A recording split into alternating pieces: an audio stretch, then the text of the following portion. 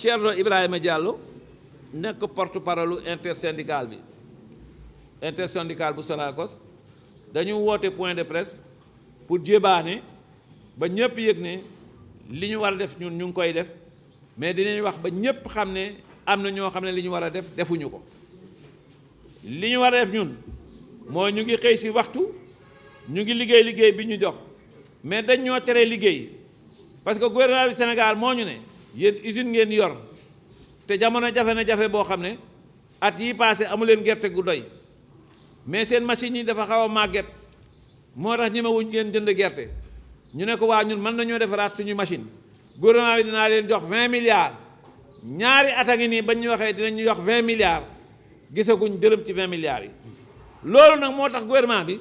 dal di yombal situation bi nga xam ne buñ ci continuer ñun rek duñu loru parce que ba ñuy wax fenn fekkuñu ci woon tey dégg ngeen waa Touba dégg ngeen waa Saloum dégg ngeen ñiy bay ñépp tiit nañ xam ne lii ñu teg nii ci taabal ji bu ñu ko dindiwul yàlla xam na ne campagne yu déwét du am parce que jiwu du fi am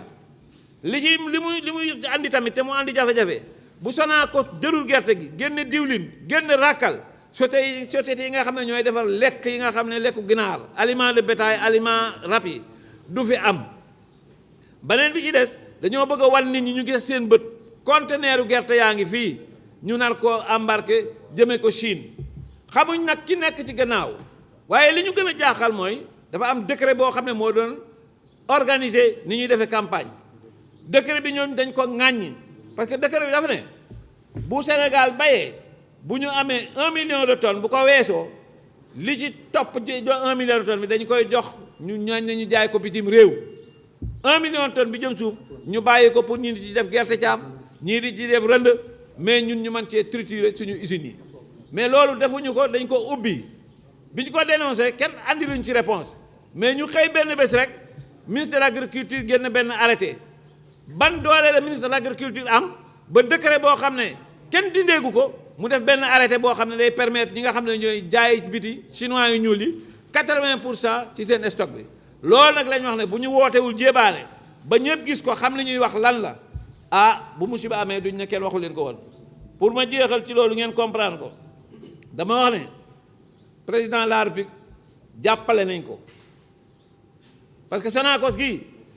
suñu deret ak suñu ñàkk moo ko sos 1975 dañ ko nationaliser ñu bëgg koo jaay ñaari yoon sottiwul bi première alternance bi amee lañ ko privatiser privatisation bi ñu defoon ñépp xam nañ ne ki ko jëndoon lenn rek la soxla woon nasaxal usines yi outil industriel bi dese fukki hectare ak juróom-benn yi jaay suuf si man nag li ma jaaxal mooy autorités yi ñu am tey ci république yi fenn ku mu doon amuñu benn façon bu ñu ute alal lu dul njaayam suuf si nag kenn mënu koo jaay ndax dañoo bokk Sonacos téeméer boo jël am nañ ci fukk muy suñu cër boo gisee waxuñu dañ ne tant que usine yaa ngi existé duñ ci kaas mais bu ñu demee ba nar koo jaay kenn du ko jaay parce que ñun d'accord ñu pour ñu jaay ko ñun ñëpp ñoo ko bokk dañu ko donn dañu war a bàyyi ñeneen donn ko am ci liggéey li ci des nag mooy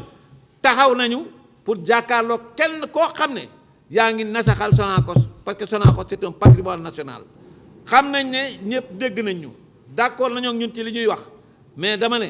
nañu taxaw fépp ba ñu xam ne réew ku ko jiite tam du loolu la neex def ñi nga xam ne tam dañuy def wala di deflu te làqatu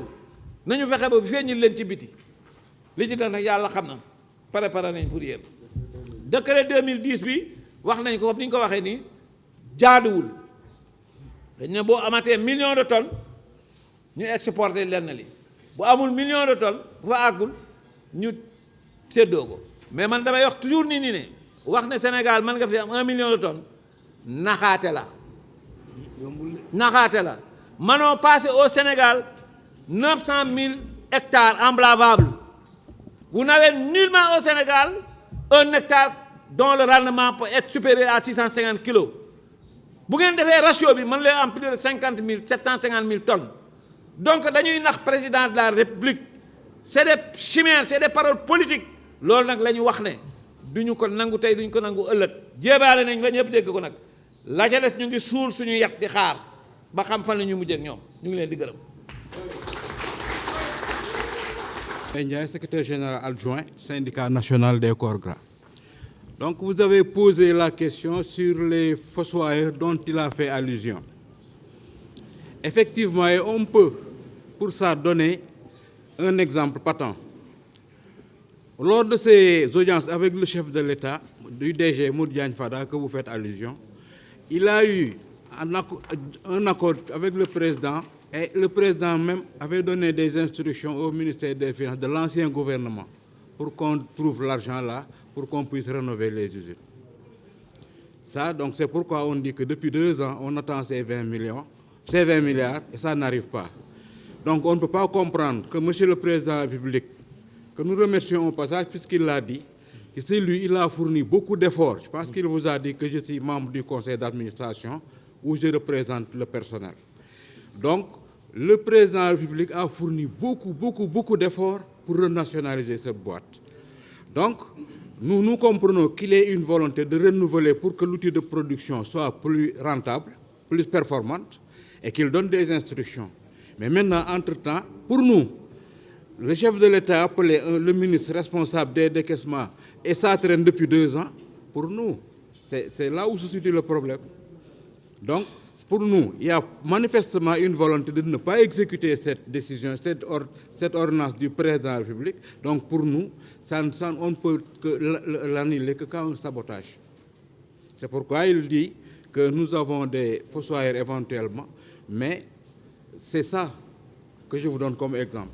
L'ordre a été donné par le premier responsable de ce pays au gouvernement, mais l'exécution tarde depuis 2 ans. Et on a changé de gouvernement. L'ordre est réitéré, mais jusqu'à présent, on constate que la Sonacos ne peut acheter aucune pièce. Bon, le DG n'est pas là, moi je ne peux pas répondre à sa place.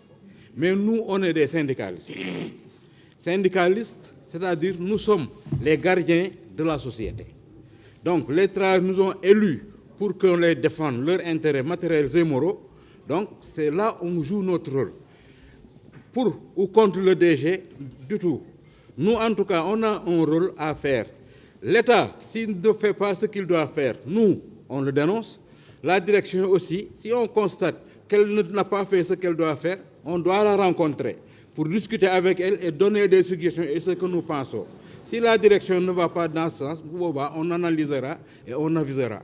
Mais pour l'instant, ce que je peux dire, que le DG s'y est prononcé, là, peut-être il faudra lui demander. Mais nous, ce qu'on peut dire aujourd'hui, ici et maintenant, c'est que ce qui nous inquiète,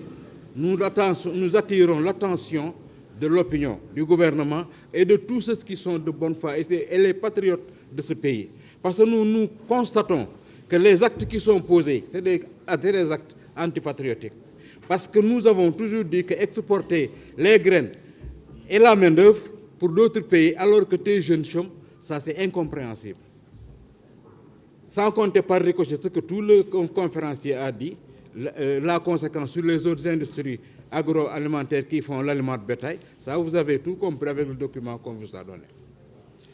Donc pour la seconde question, la Sonacos peut-elle se relever? La Sonacos a toujours les moyens de se relever. Par son personnel compétent, par son engagement, par son patriotisme. Mais on ne peut pas arrêter aussi la mer avec ses bras. La période de Sinawar a été beaucoup plus rude pendant 10 ans, mais on s'est relevé quand même et on a recommencé à faire des résultats positifs depuis 3 ans. Donc cela veut dire que tout ça, malgré tout ce que nous vous disons là, les gens parviennent avec des chiffres d'affaires maigres, par les travailleurs qui font des concessions, qui font des sur-efforts, à accompagner la boîte pour qu'elle tienne toujours. Mais il faut que le gouvernement vienne à la rescousse, renouveler l'outil de production pour qu'on soit plus performant, et en ce sens-là, on pourra compétir légalement avec tout le monde. Merci. L'huile. Parce qu'aujourd'hui, la Sonacos est toujours confrontée à une concurrence déloyale. Qu'est-ce qui se passe? C'est-à-dire nous avons une zone de libre-échange, la zone de l'IOMOA. Donc là, si les tarifs sont... il y a le tarif extérieur commun qui est valide dans l'espace IOMA. Mais il y a d'autres importateurs qui importent des huiles beaucoup moins chères, qui ont subi l'objet de dumping depuis les pays d'origine et qu'on fait entrer depuis des pays limitrophes Et comme ça, ils sont considérés comme des huiles qui font partie de l'huile qui est produite dans la zone UEMOA. Donc ces huiles-là viennent ici beaucoup moins chères parce que n'ayant pas subi les taxes qu'elles devraient subir à l'entrée. Parce qu'il y a des fraudes, si on peut appeler ça ainsi. Donc ça aussi, c'est le gouvernement qui doit le régler. C'est pourquoi on dit que l'État est à l'entrée et à la sortie de la situation de Sonacos. Donc nous, il y a de ces choses. On peut les connaître parce qu'on est informé, comme tout le monde. On prend des informations, on travaille partout parce qu'on a des connexions avec nos collègues et tout. Mais les décisions ne nous reviennent pas. Donc si les décisions, ce n'est pas à nous de les prendre, nous, ce qu'on peut, c'est alerter. En tout cas, faire les sacrifices que nous pouvons faire à notre niveau, travailler, produire, se faire des violences sur nous pour renoncer à certains avantages momentanément, mais il y a certaines décisions, nous, on n'est pas en mesure de les prendre. C'est l'État qui doit les prendre, qui doit organiser tout ça. En premier, président de la République, bi Sonacos nekkee ci jafe-jafe bi mu nekkee Suneor moom moo ko nangu lam ca daj lépp sax kenn mënu ko wax man ci conseil d'administration laa ne représenté liggéeykat yi mais lañ ca daj lépp kenn mënu ko wax mais il fallait que réew mi nanguwaat alalam jël ko capital bi dafa seyoon ñu recapitaliser capital bi mu ngi ci 20 milliards dellu na normal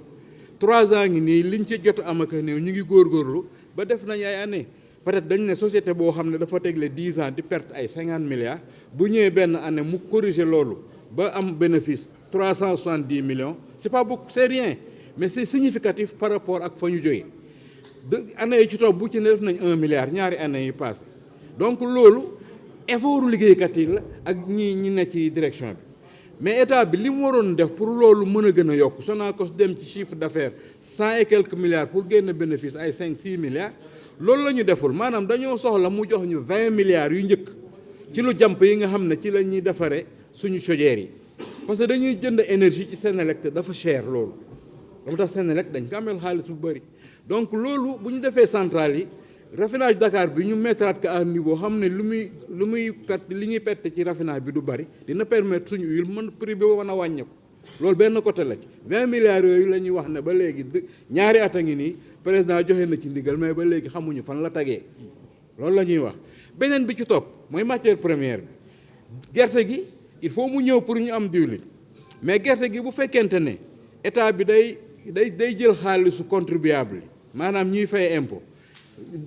subventionné jiwu bi subventionné engrais bi subventionné machines yi ñuy jënd à hauteur de plusieurs milliards 60 milliards defe naa la ci chef de l'État def daaw def na ko ci lu ko gën a yées la defoon at ba ca topp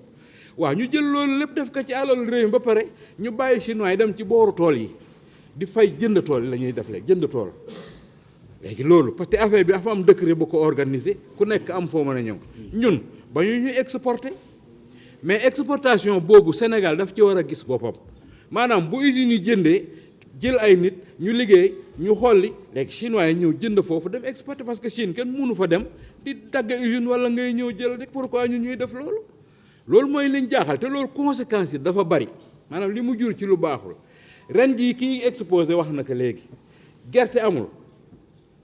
jiw ba dem na parce que ñiy jënd 400 et quelque dañuy gerte meilleure qualité bi la ñuy laaj buñ ko jëlee meilleure qualité boobu ci la ñu war a constituer semence bu fekkente ne ñi nga xam ne tam dañ leen di jox semence amuñu semence mais mënuñu ko joxe donc même buñ déclaré mën nañ ko joxe amuñu ko kenn mënu la joxe loo amul donc bu semence amul gerte du am loolu muy beneen problème encore bu jiwu amul gerte du am daaw nit ñi jënd nañ kilo gerte jiwu 1000 francs loolu moo tax ñuy wax ñu jënd gerte gi ñoom 500 francs mais gerte gi su ko Sonacos jëndee 500 francs bu ko état bi subventionné wul ci seet leen rek Sonacos bu fekkee gerte gi baax na il faut mu am ñaari kilo genn wàll ba ñett pour def benn litre diw bu ñu calculer la ñu jënd ko 400 déjà bala moo pare 1000 l'huile bu nekkee brut rek 1500 lay nekk léegi ñu war ko raffiner war a conditionner article de condition ak loolu lépp 2000 lay jar parce que mënul def leneen loolu mooy problème yi ñu leen di wax ne diw bi mu ngi fi parce que dafa am ay charges yoo xam ne mënu la ñàkk ci li ngay def loolu mooy problème bi état bi na fu ñu koy xaar mooy mu organiser affaire organiser ko ku ci nekk la nga ca war a am nga am ko ci ñi war a jënd ca kaw jënd ca kaw ñi war a jënd ci suuf jënd ci suuf ko defee ku nekk gis ci boppam industrie bi dox aliment de bétail bi dox chinois yi jënd gerte yóbbu fekk jënd nañ ko fekk Sénégal am na ci dara mais chinois ci boppam moo amul njëriñ xam mooy li ñuy doyee chinois instant même du génnee xaalis bu ñu waree jógee Chine dañ koy jënde marchandise indi ko centenaire